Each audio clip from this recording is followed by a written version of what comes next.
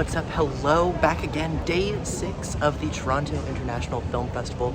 My name's Matt. I'm feeling good this morning. I'm feeling rested-ish. I got 4 hours of sleep. I'm about to see the Robbie Williams as a CGI monkey biopic.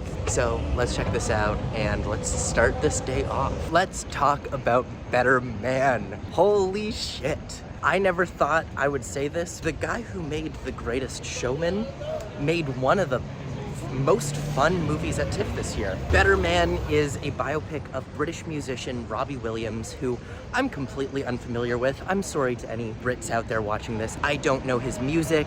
Every song in this movie was brand new to me, but that was honestly refreshing. It was like watching a biopic of a fictional character as far as I knew. The film's directed by Michael Gracey, who primarily works in commercials, music videos, but broke onto the film scene with his debut, The Greatest Showman. Really don't like that movie. And so when I heard that he was doing a music biopic that was going to be at TIFF, I immediately went, nope, not seeing that, not a chance. And then I started to read more about it. And I learned that this is not just a music biopic.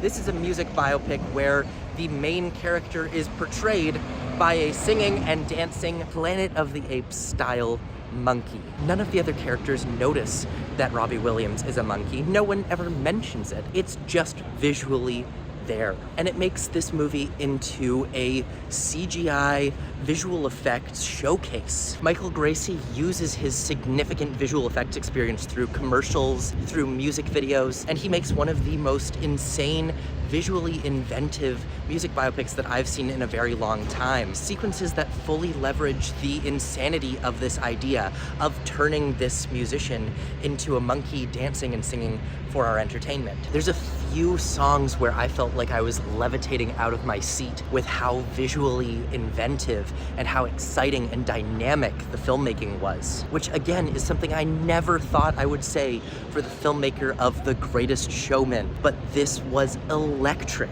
And making Robbie Williams into a monkey has, I think, multiple different meanings to it. For one thing, it's showing that he is truly a trained monkey. He's dancing, singing for our entertainment, like an animal in captivity. But simultaneously, there's a duality there. He's simultaneously a circus act and a wild beast. He's uncontrollable and he dances a routine for our entertainment. While the story itself, the way it all plays out, fits into the conventional beats of a music biopic, I will say I was quite pleased at how self-effacing the film was. A lot of the time in this type of music biopic, it feels completely sanitized. Films like Bohemian Rhapsody fall apart for me because it feels like the artist cannot admit that they're not a great person. They have to be right, they have to be good, they have to be loved. And here, Robbie Williams has no qualms with showing himself as a complete dirtbag. And that is definitely a breath of fresh air. In the end, it does become a little bit schmaltzy with him talking about his family and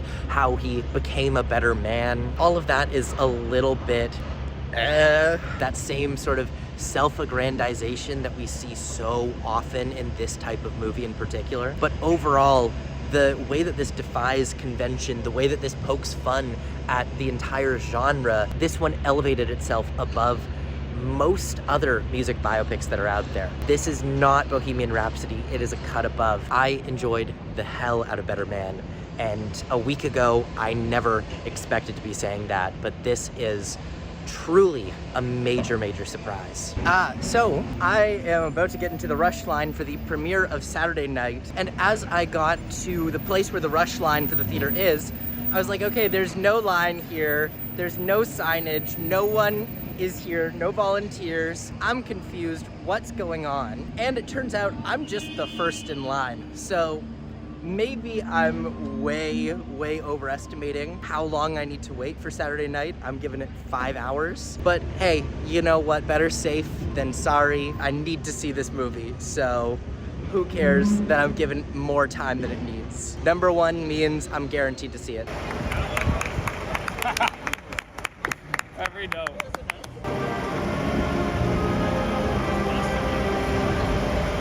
So we didn't have to stay the whole time in line because we got given tickets. So I love being in a rush line, getting in early. No better feeling. Ladies and gentlemen, live from Toronto,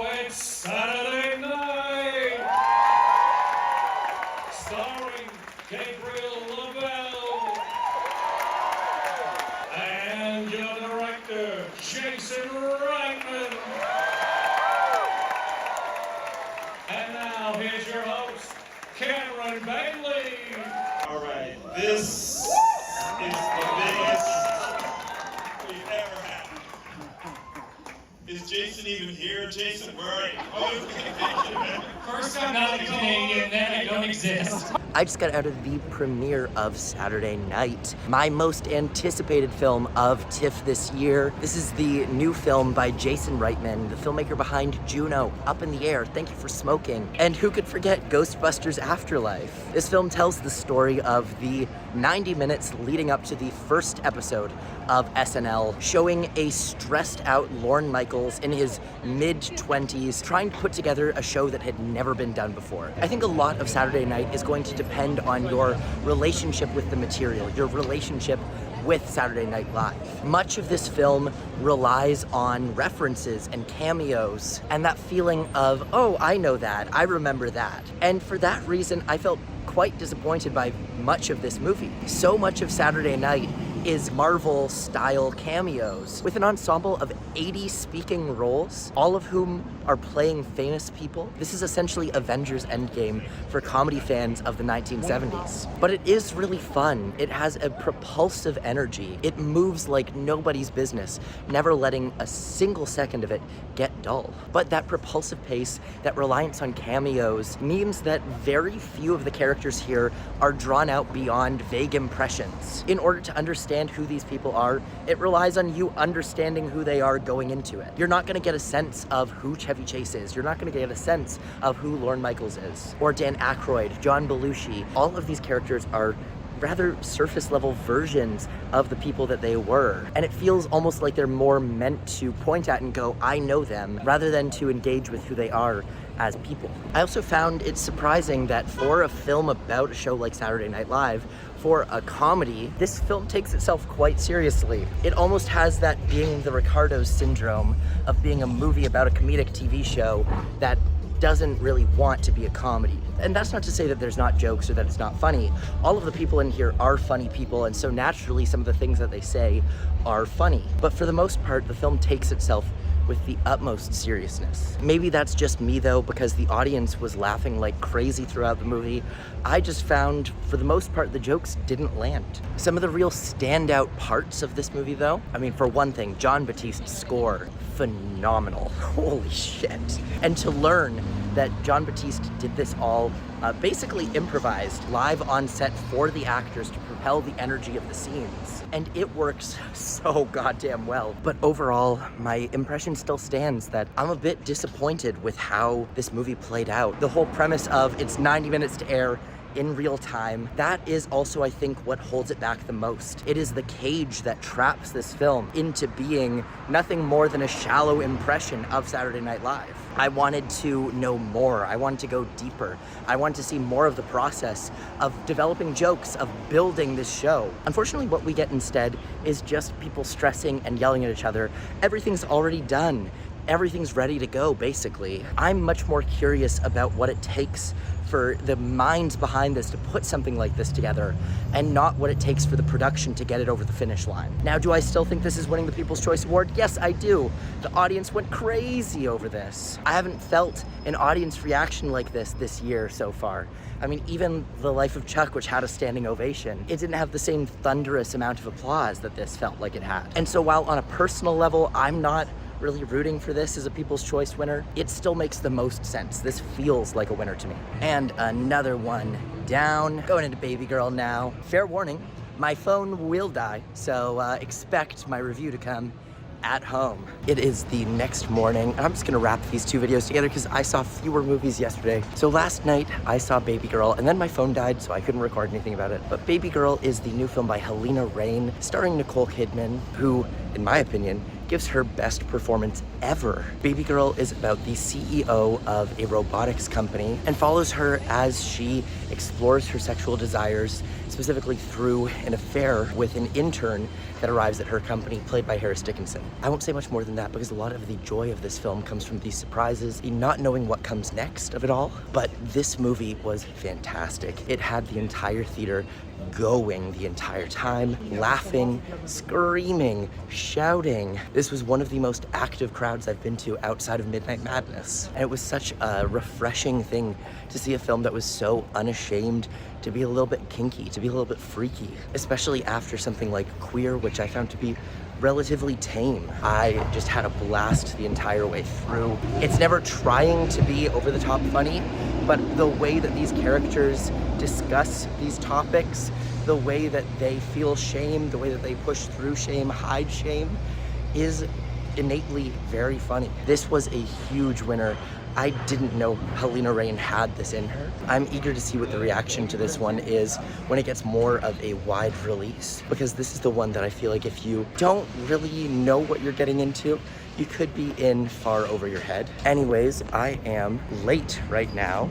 Thank you to an 8:30 a.m. screening, and Subway's moving a little bit slower, so I'm currently running about 5 minutes late to my press screening of The Piano Lesson. Hopefully there's still spots.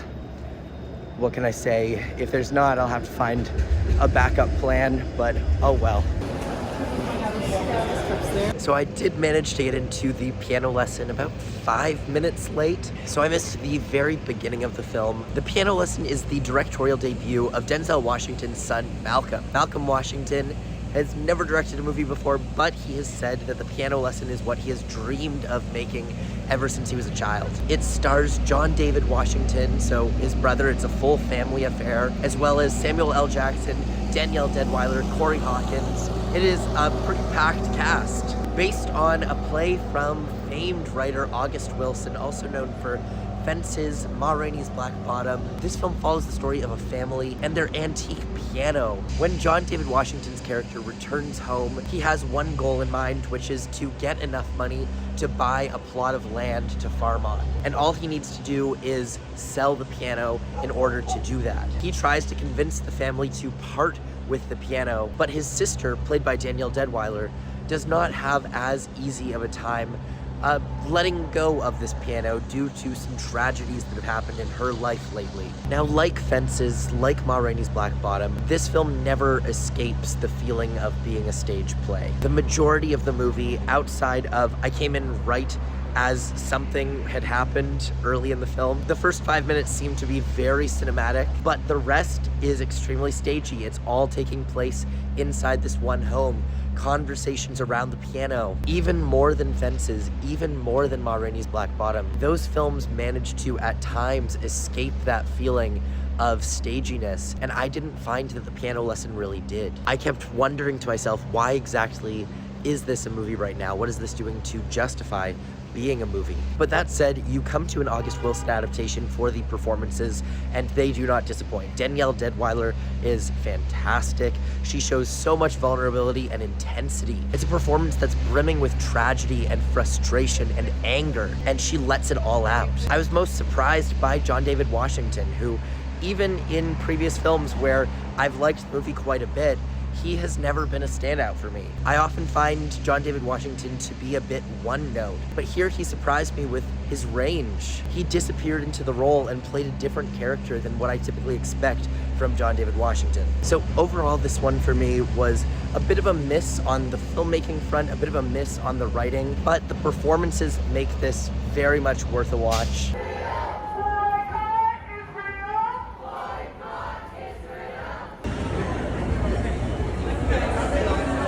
Piece by Piece was phenomenal. I mean, I love the Lego movies, and I'm a total sucker for a good artist documentary when it's good. It's not like Piece by Piece is structurally any different from something like American Symphony last year or any other musician biodocs, but The simple act of making it into an animated movie with Lego, an act of taking all of the pieces, breaking them apart, and rearranging them into something new, like you would with a Lego set. I personally think that when you're making a movie about an artist of any type, your film should represent the essence of that artist, should capture who that artist is, not just through the actions in the story, but also through the style. And an artist with as much creativity, as much positivity and light as Pharrell Williams, it's perfect to represent his essence with Lego pieces. It's a movie packed with bright colors and creative fantasy sequences that take us outside of the world of the documentary and into the mind of a singular artist. So is this reinventing the genre? No, but it's definitely breaking it and reassembling it to fit into someone who is not conventional, who is different, who is unique. And I adored every moment of it. Anyways though, I will say with both Piece by Piece and The Piano Lesson, I have fallen asleep for small little parts of both of those movies. I don't think I missed a ton, but I am very tired today. I am ground down. And if those two movies, which were exciting and really energetic, if those two movies allowed me to be lulled to sleep for a moment, then my next two movies I'm very scared for, because I'm doing some art house movies now.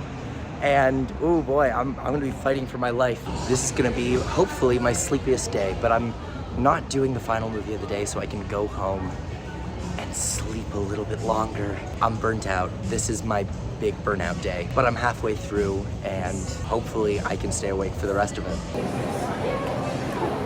So I'm in line for my next movie, but I was just told that apparently Pharrell Williams dropped by for a surprise Q&A at Piece by Piece. We were told before the movie he was not there, so I ran afterwards to go to my next movie because it started in like 15 minutes. He was there. Womp womp.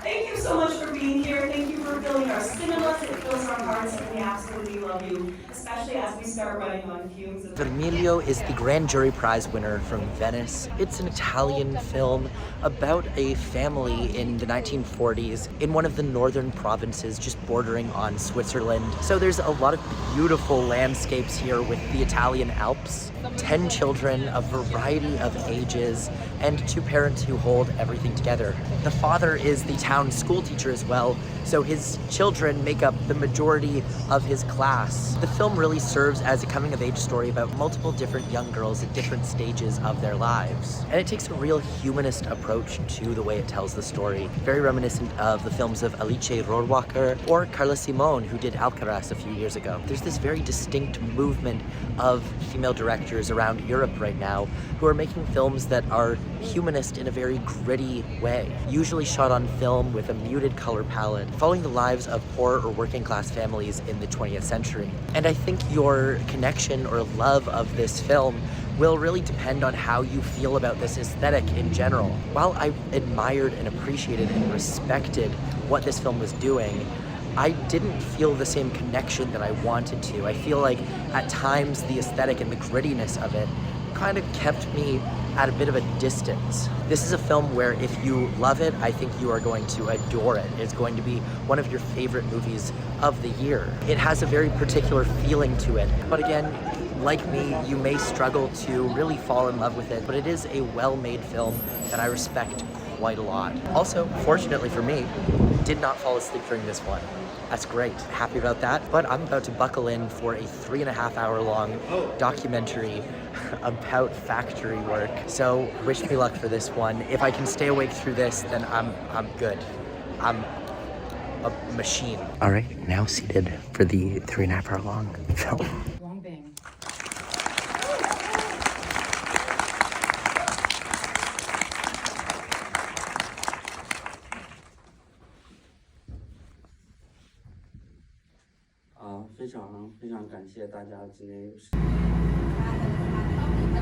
All right, I just got home from my last movie, Youth Hard Times. This is a 3-hour and 40-minute long documentary about working in textile sweatshops in China. It's the second film in a trilogy from director Wang Bing. The previous film in the trilogy played at the Cannes Film Festival last year. It was titled Youth Spring, and I really liked that film. It was another 3.5 hour long film about working in textile factories. Now, neither of these films are what you would call riveting cinema. Not much happens. It is about working in textile factories, but specifically what both of these movies are about is the young people who are employed in these factories. When director Wang Bing went into these factories to film the lives of the workers, he discovered that predominantly the people working there were migrant workers between the ages of 18 to 25, which really brings to mind the saying, youth is wasted on the young. And what I think in this circumstance is, youth isn't wasted on the young because of naivete. It's wasted on the young because they're trapped working these shitty jobs, toiling away for hours and hours and hours every single day. And to watch such a long film, something almost 4 hours long, with nearly no narrative, it does bring to mind the mundanity and the monotony of the average workday. And it made me think a lot about how privileged I am to be spending 4 hours sitting in a movie theater watching this instead of being behind a sewing machine doing this for 12 hours a day every single day for years. I will say that I did prefer the first film in the trilogy more to this one. Perhaps that's because the idea was much more novel at that time. The director sees this trilogy as one long film, and so after the first 3.5 hours being film number 1, I kind of get it. I don't know if I need another 3.5 hours of more of the same thing, except this film features much more of the workers negotiating, talking about how unfair their pay is, how unfair their working life is, which is definitely a development from part 1. I've been told that part 3 focuses less on the factories and more on these workers that we've been following going home to their families for the new year. So I'm curious to see if this really feels like it caps off the trilogy in a compelling way, or whether it again feels like more of the same. Still, Wang Bing is one of the most interesting filmmakers working today. He's someone that I don't think makes movies. He makes documents, not even documentaries. He makes historical documents. These are things that people can go back at and look at as records of what happened, of how people acted. He's not trying to craft a narrative. He is simply trying to capture reality, and that makes him one of the most interesting documentary filmmakers out there, even if his films are oftentimes a little bit hard to palate. But that brings me to the end of today. So I'm at home now. I decided to skip my late movie and I get to rest. Listen to my voice. I need it. But I will see you again tomorrow. So thank you so much for watching. My name's Matt, and this has been Fantasy Filmball.